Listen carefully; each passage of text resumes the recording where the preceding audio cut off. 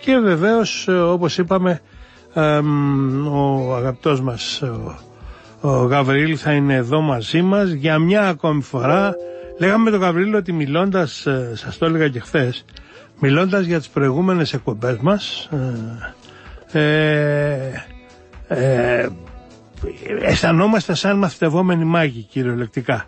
Αισθανόμαστε σαν να είμαστε εμείς που μόνοι σε αυτή τη γη είχαμε προβλέψει το τι θα γινόταν. Να φύγουμε από το αστείο του πράγματος και, όπως αντιλαμβάνεστε, να πάμε στην πραγματικότητα. Γαβριήλ Ιωαννίδης μαζί μας, καλημέρα. Καλημέρα. Έλεγα, προφανώς με άκουσες, έλεγα ότι αισθανόμαστε μαθητευόμενοι μάγοι με αυτά που λέγαμε πριν από χρόνια. Είχαμε απόλυτη πρόβλεψη όλων αυτών που έγιναν, αν δεν γινόντουσαν αυτά που πολύ απλά είχαμε πει ότι έπρεπε να γίνουν. Τώρα μας ακούνε περίεργα, αλλά πάμε να δούμε λοιπόν. Ο Γαβριήλ Ιωαννίδης, εκτός των άλλων, ήταν υπεύθυνος της δασοπροστασίας ή τέλος πάντων των ανθρώπων που συναποτελούσαν την δασοπροστασία σε όλη την Ελλάδα. Εκτός των άλλων, γιατί και πολλές άλλες αρμοδιότητες είχε τότε. Λοιπόν, πάμε να δούμε λοιπόν, να κάνουμε ένα μικρό πέρασμα. Τι λέγαμε τότε, Γαβριήλ? Καλημέρα κύριε Λαζαρίδη, σε εσάς και στους ακροατές σας, και μιας και σήμερα είναι και του Αγίου Φανουρίου, να φανερώσουμε την αλήθεια στους ακροατές μας, τώρα, βέβαια, η οποία είναι λίγο τραγική, και να στείλουμε και την αλληλεγγύη μας σε όλους τους, σε όλη την Ελλάδα πλέον, που καίγονται σήμερα δυστυχώς ακόμα. Και είναι τραγικό αυτό. Το άλλο πέρασε στη Δράμα, λέει τώρα, Ναι. Και είμαστε ακόμα σε μια κρίσιμη φάση, δεν υπάρχει τέλος. Προς το παρόν είμαστε μέσα στην αντιπυρική περίοδο. Να πούμε για τους ακροατές που δεν μας έχουν ξανακούσει ότι αυτή την κουβέντα την επαναλαμβάνουμε για τρίτη ή τέταρτη χρονιά συνεχόμενη. Μας είπαν Κασάνδρες, μας είπαν Μάντης κακών, όμως εμείς λέμε μόνο την αλήθεια και προειδοποιήσαμε τα προηγούμενα χρόνια για αυτά που συμβαίνουν σήμερα, και αυτό είναι που κάνει τα πράγματα ακόμα πιο τραγικά. Είχαμε ενημερώσει ότι θα φτάσουμε σε αυτό το σημείο γιατί οι δασικές υπηρεσίες είχαν διαλυθεί. Είχαμε ενημερώσει ότι θα φτάσουμε σε αυτό το σημείο γιατί η Ελλάδα είναι μοναδική χώρα στην Ευρώπη χωρίς δασεργάτες. Μια προσπάθεια που είχε ξεκινήσει και είχε γίνει το 2018 με την πρόσληψη 5.066 δασεργατών, δασοπόνων, δασολόγων, ειδικών δασικής προστασίας στις δασικές υπηρεσίες όλης της χώρας. Τελείωσε χωρίς να ανανεωθεί το τέλος του 2019, το Νοέμβριο του 2019, και δυστυχώς από τότε δεν υπάρχει ούτε ένας δασεργάτης σε κανένα δασαρχείο στη χώρα. Αυτό νομίζω είναι μια παγκόσμια αρνητική πρωτοτυπία, για την οποία φυσικά δεν μιλάει κανένας αρμόδιος. Εμείς το είπαμε, το τονίσαμε ότι η πρόληψη είναι η λύση. Και αυτό πρέπει να το καταλάβουν όλοι. Το κόστος της πρόληψης είναι ελάχιστο μπροστά στο κόστος της αποκατάστασης. Το γνωρίζουν όλοι οι ειδικοί, σε όποια οικονομική θεωρία και να το δουν. Όμως δεν κάνουν τίποτα γι' αυτό. Εμείς λέμε να αγοράσουν φυσικά και πυροσβεστικά αεροπλάνα, αντί για πολεμικά, αλλά να πάρουν και μόνιμο προσωπικό στη δασική υπηρεσία. Και ένα ακόμα καλοκαίρι επαναλαμβανόμαστε. Εγώ αισθάνομαι πολύ άσχημα να λες το πρόβλημα, να λες τον κίνδυνο και να μην γίνεται τίποτα κάθε φορά. Και κάθε φορά να πηγαίνουμε και πιο πίσω. Να θυμίσω στους ακροατές ότι το 2021, με αφορμή τις πυρκαγιές στη Βάρη Μπόπη, εξαγγέλθηκε ένα μεγάλο σχέδιο θεωρητικό, μεταφέρθηκαν οι δασικές υπηρεσίες από τις αποκεντρωμένες διοικήσεις, στις οποίες υπαγόταν σε 7 αποκεντρωμένες διοικήσεις, μεταφέρθηκαν σταδιακά και μεταβατικά μέσα σε ένα χρόνο το Υπουργείο Περιβάλλοντος.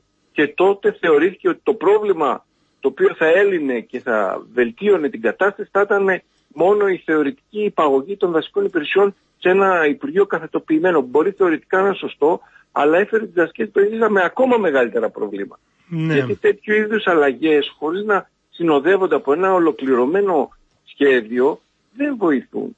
Και πάλι ακούμε τους υπουργούς και τους αρμόδιους να λένε ότι έγινε ό,τι είναι ανθρωπίνως δυνατό. Ακούμε συγγνώμες, ακούμε κλιματική κρίση, ακούμε λίγο για δυναμίες του κράτους, μας βεβαιώνουν ότι πάντα είχαμε και πάντα θα έχουμε πυρκαγιές, λες και ανακάλυψαν τώρα τη φωτιά, όμως η πραγματικότητα είναι πολύ σκληρή. Οι καταστροφές είναι ένα διαχρονικό έγκλημα για μας και για την Ομοσπονδία μας, και μιλάω τώρα, πλέον οι συνάδελφοί μας έχουν φύγει, αλλά παρότι έχει περάσει ένας χρόνος δεν έχουν οργανωθεί καν στο Υπουργείο τους, δεν είναι καν γραμμένοι συνδικαλιστικά, και λίγο κλέβω σε παρένθεση και καταχρώ με την συνδικαλιστική μου ιδιότητα, αλλά μέχρι τώρα και για τα προηγούμενα 25 χρόνια ήταν μαζί μας και νομίζω ότι νομοποιούμε και δικαιούμαι να μιλήσω και για αυτούς.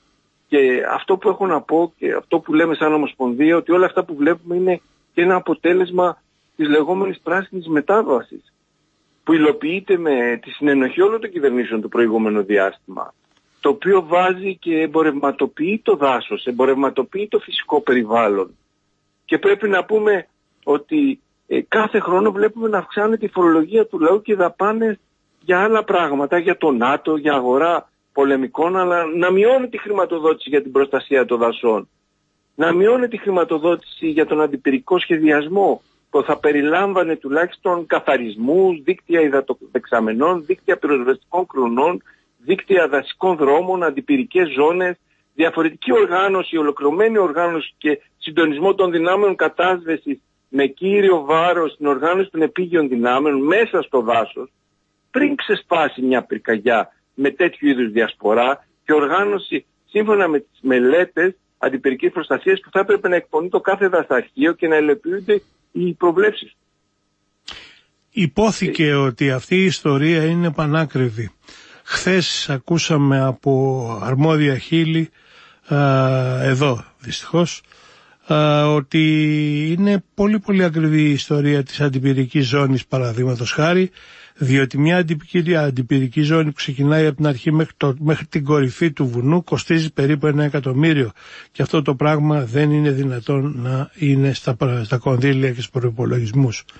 Διαφωνώ βαθύτατα, ακόμα και αν είναι έτσι, διαφωνώ βαθύτατα, γιατί οι προτεραιότητες για τις οποίες μιλάμε είναι προφανώς τελείως διαφορετικές, έτσι δεν είναι? Έτσι ακριβώς. Να πούμε ότι μόνο το 10% τη χρονιά που μας πέρασε εγκρίθηκαν για έργα δασοπροστασίας.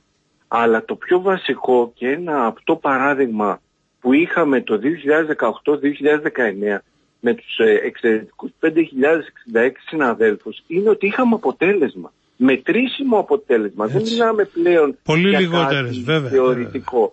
Βέβαια. Και να πω πάλι ότι δεν πρέπει να μπαίνουμε και στο παιχνίδι των αριθμών. Ακούμε λογιστική αποτίμηση τις δασικές πυρκαγιές κάθε φορά. Γίναν τόσες, αυξήθηκαν τόσο τις 100. Το ζήτημα είναι πόσες είναι οι καμένες εκτάσεις. Μπορεί να έχει 2 πυρκαγιές και να καεί με μισή Ελλάδα. Όπως είχαμε τώρα στον Εύρο, που έχει καεί το 45% των δασικών περιοχών με μια πυρκαγιά. Μπορεί να έχεις 100 πυρκαγιές να τις προλάβεις και να έχεις πολύ μικρότερες ζημιές. Το ζήτημα όμως είναι που πρέπει να καταλάβει ο κόσμος, είναι ότι δεν έχουν γίνει εδώ και 20 χρόνια μόνιμες προσλήψεις στις δασικές υπηρεσίες. Είμαστε νομίζω η μοναδική χώρα στον πλανήτη που έχει 3.000 δασικούς υπαλλήλους. Σημειώστε το. 3.000 δασικούς υπαλλήλους για να προστατεύσουν τη χώρα με 0 δασεργάτες. Έχουμε 650 δασολόγους μόνο σε όλη τη χώρα. Τα νούμερα είναι τρομακτικά. Και δεν υπάρχει καμία δικαιολογία γι' αυτό. Σαν να είμαστε παιδιά του Δημοτικού, πάμε από την αρχή να εξηγήσουμε ποια είναι η δουλειά όλων αυτών των ανθρώπων όλο το χρόνο, για να καταλάβει και ο απλός πολίτης ότι δεν πρόκειται για τους τύπους που παίζουν τάβλη, όπως είχε πει κάποια αρμόδια πηγή κάποια στιγμή για τους πυροσβέστες, οι τεμπέληδες που παίζουν τάβλη όλο το χρόνο, αλλά είναι κάτι πολύ περισσότερο. Πάμε να δούμε ποια είναι η δουλειά τους. Η δουλειά των δασεργατών είναι πολύ σημαντική. Δεν γίνεται το καλοκαίρι, η δουλειά γίνεται το χειμώνα. Η δουλειά ξεκινάει με τη λήξη της αντιπυρικής περίοδου, ανάλογα την περιοχή, αν είναι νότια ή βόρεια Ελλάδα, και τελειώνει περίπου το Πάσχα. Και έχει να κάνει ακριβώς με τον καθαρισμό της βιομάζας μέσα στο δάσος, που είναι πολύ σημαντικός, γιατί μειώνει και την ταχύτητα της εξέλιξης μιας πυρκαγιάς, μειώνει το θερμικό φορτίο, αλλά πέρα από όλα τα άλλα έρχεται να υποκαταστήσει και αυτό που για πολλά χρόνια είχαμε στη χώρα μας και δεν έχουμε πλέον, δεν έχουμε ανθρώπους και ανθρώπινη παρουσία μέσα στο δάσος. Και αυτό είναι ένα άλλο ζήτημα σε αυτό που λέμε ολοκληρωμένη διαχείριση και προστασία του δάσους. Δηλαδή να υπάρχουν μελισσοκόμοι, να υπάρχουν ρητινοπαραγωγοί, οι εργασίες όπου υπάρχει ξυλία. Υπήρχαν άνθρωποι μες στο δάσος, υπήρχε κτηνοτροφία η οποία ήταν ενεργή, μανιτάρια, 1002. Υπήρχαν άνθρωποι που καθάριζαν το δάσος, έλεγχαν τα μονοπάτια, υπήρχε δηλαδή μια παραγωγική δραστηριότητα ήπια η οποία για αιώνες βοηθούσε, και αυτό είναι μετρήσιμο επίσης, το να έχουμε λιγότερες καταστροφές και λιγότερες επιπτώσεις. Φωτιές φυσικά θα υπήρχαν και θα υπάρχουν, αλλά καταστροφές μπορούμε εμείς να τις μειώσουμε και να μην υπάρχουν. Αλλά μόνο αυτό δεν κάνουμε, γιατί όταν μιλάμε για προσλήψεις αυτή η κυβέρνηση βγάζει σπυράκια. Είναι τραγικό αυτό που συμβαίνει. Λέω και ξαναλέω, 0 δασεργάτες στη χώρα. Τι είναι η απαγορευμένη λέξη, βέβαια. Ναι. 0 δασεργάτες. Έτσι. Είχαμε 5.000 και μειώσαμε κατά 50% τις καύσιμες περιοχές. Και το λένε όλοι. Από όπου περάσαν έγινε έργο, παρήχθη έργο, γιατί μπήκε ανθρώπινο χέρι. Καθάρισε τους δασικούς δρόμους, διάνοιξε και συντήρησε όπου υπήρχε ζήτημα, γιατί όλα αυτά οι δασικοί δρόμοι, οι αντιπυρικές ζώνες υπάρχουν, αλλά χρειάζονται κάθε χρόνο συντήρηση. Και η συντήρηση πρέπει να γίνεται το χειμώνα, όχι το καλοκαίρι. Εδώ ακόμα δεν έχουμε, τελειώνει το καλοκαίρι και σε κάποια δασαρχεία δεν έχουν πάει ακόμα τα χρήματα και οι εγκρίσεις για να γίνουν έργα. Ναι. Κάνουμε ένα μικρό διάλειμμα και συνεχίζουμε, Γαβρίλ. Βεβαίως. Στο κόκκινο. Μύδια του Ευρυπίδη, με τη Μαρία Κίτσου σε μια συγκλονιστική ερμηνεία. Ιάσον ο Φάνης Μουρατίδης, τροφός η Ελένη Καστάνη και 10 ακόμη ηθοποιοί. Μετάφραση Μίνος Βολανάκης, σκηνοθεσία Λέα Μαλένη, μουσική Θέμης Καραμουρατίδης. 28 Αυγούστου Βρυλίσσια, 31 Ηλιούπολη, 1η Σεπτεμβρίου Εγάλεο, 2 και 3 Θέατρο Ειρήνη Παπά Πειραιώς 52 και 4 Σεπτεμβρίου Παπάγου. Προπόληση viva.gr. Ρε παιδιά, τα αγόρια είναι εδώ! Λοκομόντο. 20 χρόνια δεν κάνει κρύο στην Ελλάδα. Το πάρτι συνεχίζεται. 16 Σεπτεμβρίου στο Φάληρος Αμερθία. Σάββατο 16 Σεπτεμβρίου φάληροsamερθίατερ.gr. Τα κορίτσια είναι εδώ απόψε.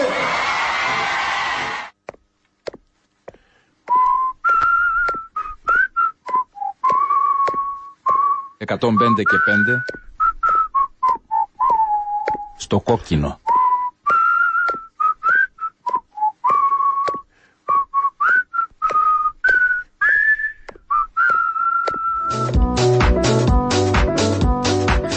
Εδώ είμαστε λοιπόν, ήρθε η ώρα μας 105,5 στο κόκκινο. Αγαπητός Γαβρίλη Ιωαννίδης μαζί μας για να μιλήσουμε, να ξαναμιλήσουμε για όλα αυτά που με απλό τρόπο φαίνεται ότι θα μπορούσαν, όχι να εξαφανίσουν, δεν είμαστε μάγοι, θα μπορούσαν να μειώσουν σε μεγάλο βαθμό και την πιθανότητα αλλά και την ένταση, αλλά ακόμα και την ας πούμε αριθμητική καταγραφή στη συνέχεια των ζημιών. Είπαμε λοιπόν, Γαβρίλη, ότι όλο αυτό το πράγμα ξεκινάει από μια απόλυτη αποψήλωση οποιασδήποτε παρουσίας ανθρώπων έμπειρων. Θυμάμαι τότε που λέγαμε το εξής, μάλιστα, γιατί υπήρχε μια παρελκυστική τότε λογική, τέλη του 19 αν θυμάμαι καλά, μια παρελκυστική λογική που έλεγε ναι, ξεκινάμε από το 0, θα προσλάβουμε μεμόρια κτλ. Και λέγαμε ότι αυτοί που αυτή τη στιγμή υπάρχουν και να χρησιμοποιήσω και την πολύ γνωστή λέξη και δρούν στο πεδίο, αυτή τη στιγμή έχουν και την εμπειρία και τις γνώσεις κτλ. Όλα αυτά πήγαν περίπατο, έτσι δεν είναι? Έτσι ακριβώς. Και εμείς διαπιστώνουμε ότι δεν υπάρχει και μια προοπτική την επόμενη μέρα. Παρότι μιλάμε για ρεκόρ φέτος, θα φτάσουμε τα 1.300, 1.400 και δεν έχει τελειώσει ακόμα το καλοκαίρι. Νομίζω θα είναι η τρίτη χειρότερη χρονιά από το 2007 μέχρι σήμερα. Εμείς διαπιστώνουμε διαχρονικά ότι υπάρχει απουσία ενός ολοκληρωμένου σχεδιασμού εκ μέρους της κυβέρνησης, που θα παίρνει υπόψη του την πραγματική κατάσταση, θα παίρνει υπόψη του και τους εργαζόμενους στις δασικές υπηρεσίες και την έλλειψη ειδικοτεχνική υποδομή που δεν υπάρχει πολλές φορές. Βλέπουμε ότι υπάρχει ανεπάρκεια στα μέτρα πρόληψης, δηλαδή στη συντήρηση των υποδομών. Γιατί δεν είναι ένα απλό ζήτημα, είναι ένα σύνθετο ζήτημα. Έχει να κάνει με τη συντήρηση των δικτύων κοινής ωφέλειας, έχει να κάνει με τα σχέδια αντιπυρικής προστασίας, έχει να κάνει τόσο από τους καθαρισμούς και τις αντιπυρικές ζώνες, να κάνει με το που υπάρχουν οι υδατοδεξαμενές, που υπάρχουν δίκτυα πυροσβεστικών κλουνών. Ακούσαμε ότι πηγαίναν και δεν είχαν νερό τα πυροσβεστικά για να γεμίσουν. Με ένα λάστιχο προσπαθούσαν να σώσουν σπίτια. Μπαίνουν τέτοια θέματα. Βλέπουμε ότι παρότι έχει ανοίξει μια κουβέντα θεωρητική, αποφεύγουμε να μπούμε στην ουσία των πραγμάτων. Μιλάγανε για ντρόν, για κάμερες θερμικής. Εδώ μας βλέπουν με το δορυφόρο και εμείς δεν μπορούμε μέσα σε 5 λεπτά να εντοπίσουμε μια πυρκαγιά. Γιατί όλοι γνωρίζουν ότι το θέμα είναι η ταχύτητα. Ότι όπου υπάρχει ταχύτητα οι πυρκαγιές λύνονται. Όπου υπάρχουν δυνάμεις, δεν υπάρχουν. Ξέρετε, από το 1998 μεταφέρθηκε η δασοπυρόσβεση από τις δασικές υπηρεσίες. Πέρασε την πυροσβεστική χωρίς προσωπικό αντίστοιχο και χωρίς επιστημονικό προσωπικό που θα μπορούσε να υποστηρίξει αυτή τη διαδικασία. Παράσαν 25 χρόνια. Τι έχει γίνει?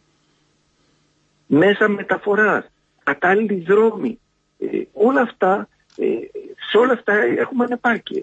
Και φυσικά εγώ θα πω ότι είναι γυρασμένο το προσωπικό. Αντιλαμβάνεστε ότι ο μέσος όρος ηλικίας των δασικών υπαλλήλων είναι πάνω από 50 έτη. Το ίδιο βλέπω και σε πυροσβέστες λιπόθυμους που τα δίνουν όλα οι άνθρωποι. Βλέπουμε ήρωες πιλότοι με αεροπλάνα 50 κονταετίας να σκοτώνονται για να σώσουν μια πυρκαγιά. Αισθάνομαι πραγματικά ότι ζούμε σε αφρικανική χώρα. Πώς να θέλω να προσβαλώ τους ανθρώπους. Δεν μπορεί να λέμε κάθε φορά τα ίδια και να μην γίνεται τίποτα. Και εμείς λέμε ότι υπάρχει διέξοδος. Όταν αποσυνδέσεις την εμπαραγματοποίηση της γης από όλα αυτά που συμβαίνουν, εκεί νομίζω είναι η... δεν είναι όλα αριθμοί, δεν είναι όλα υπολογισμοί που έχουν να κάνουν με... Όταν αναστηθούν ανεμογεννήτριες, μια χαρά λειτουργεί το κράτος. Όταν αλλάζουν οι χρήσεις γης, όταν γίνονται τουριστικά καταλύματα και ξενοδοχεία μέσα στα δάση, μια χαρά λειτουργεί το κράτος. Αλλά δίνει αλλού προτεραιότητα. Fast track. Μπαίνει κόστος, κέρδος κτλ. Εμείς λέμε ότι το περιβάλλον, τον αιώνα μας, θα είναι το νούμερο ένα ζήτημα. Μαζί και με τη μετανάστευση. Και πρέπει να έχει την ίδια αξία όπως έχει η παιδεία και η υγεία. Για να προχωρήσουν οι κοινωνίες μας την επόμενη μέρα. Δεν μπορεί αυτή τη στιγμή οι δαπάνες για το περιβάλλον να είναι από τις τελευταίες στην Ευρώπη, η χώρα μας. Μάλιστα. Νομίζω ότι μπορούμε να πάμε αλλιώς. Έχουμε δυνατότητες. Έχουμε μια όμορφη χώρα και δεν μπορούμε να την καταστρέφουμε κάθε καλοκαίρι. Και να πούμε και όλος και μια άλλη πολύ σημαντική δουλειά. Γιατί σε λίγο θα τελειώσει το καλοκαίρι και θα έρθει ο χειμώνα. Θα αντιμετωπίσουμε πλέον πλημμύρες. Βέβαια. Θα κοιμόμαστε όπως λέμε το καλοκαίρι, θα πνιγόμαστε το χειμώνα. Γιατί μια πολύ βασική δουλειά των δασικών υπηρεσιών είναι στους ορεινούς όγκους να διαμορφώνουν αντιπλημμυρικά έργα. Τα πρώτα ορεινά αντιπλημμυρικά που λέμε, τα οποία δεν γίνονται ούτε αυτά. Και φαίνεται από τις αυτοψίες, γιατί επίσης δεν υπάρχει προσωπικό και είναι μια από τις σπουδαίες δουλειές που μπορούν να κάνουν οι δασεργάτες. Που όμως δεν υπάρχουν, είναι δασεργάτες φαντάσματα. Έχουν εκπαιδευτεί κατάλληλα, έχουν πάρει πιστοποιήσεις, όμως δεν είναι πουθενά. Εμείς ζητήσαμε τότε και κάναμε παρέμβαση πολλές φορές και στο Υπουργείο και στην Βουλή, γιατί είναι κάτι που το γνωρίζουν όλοι οι δουλευτές και εγγράφος. Μας είδανε και διαζώσεις απ' έξω να διαμαρτυρόμαστε το 2019. Τα είχαμε ξαναπεί. Μόνιμες προσλήψεις με κριτήριο την εμπειρία. Όλοι αυτοί οι εργαζόμενοι που θέλουν και μπορούν να απασχοληθούν στις δασικές υπηρεσίες, να γίνει ένας διαγωνισμός και να προσληφθούν άμεσα.